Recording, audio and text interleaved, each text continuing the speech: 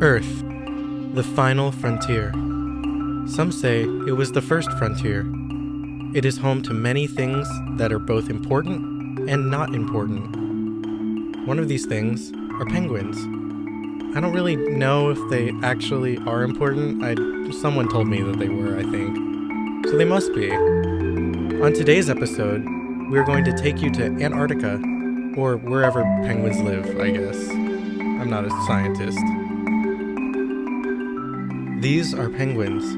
They're a semi-aquatic bird native to Earth. They migrate from northwest Antarctica to south-northwest Antarctica in search of the coolest pebble. Like most semi-aquatic birds, they don't fly. This is due to the fact that they can't fly, due to being a flightless semi-aquatic bird. But that's just because they're too cool to fly.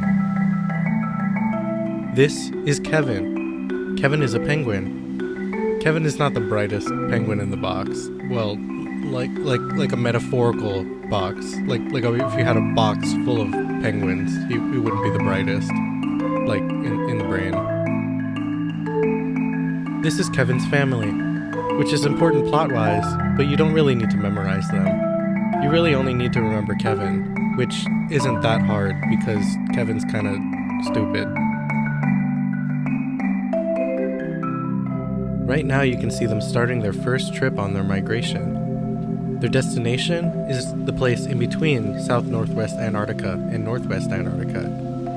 By boat, it only takes 6 hours, but penguins prefer to swim because it's faster that way. The total trip from northwest Antarctica to south-northwest Antarctica takes 2 days of continuous swimming. This is extremely taxing on the penguins' bodies, which is why they take breaks. Once Kevin's family got to their destination, they realized they were missing something very important. Maybe it was a pebble, maybe a rock. No, it was Kevin. Kevin's not really the best at remembering to look for people around him. And somehow he didn't see his entire family swimming away. Another thing you need to know about Kevin is he doesn't really like water that much. He's more of a land-oriented semi-aquatic bird. Sad and now alone, he wondered where his family went. Except he knew exactly where they were going because they talked about it before. So instead of swimming, he just kind of walked there, I guess. And so yeah, he walked. Yeah. And it's like dangerous to walk and not swim because it's winter in Antarctica, and everyone knows that winter is extra cold in south-northwest Antarctica. Temperatures this time of year in south-northwest Antarctica can get below negative 500 degrees Celsius. This is obviously bad because penguins are only equipped to deal with negative 200 degrees Celsius.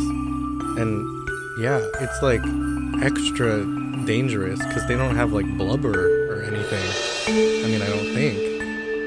And so he kept walking, just kept walking his way to that midpoint. He walked for 5 days straight. Well, okay, if you could call 24 hours 5 days straight. But, I mean, at the end of the day, he did walk for like 24 hours. It was kind of hard for the camera crew to keep going. After 24 hours of Kevin's sudden, but also ultimately not so sudden, disappearance, his family decided to send out a search team. This was made up of the brightest and also not so brightest penguins of the group. None of these penguins were in boxes though, so it's hard to tell. And after 2 continuous days of searching, well, like 5 minutes, it finally happened.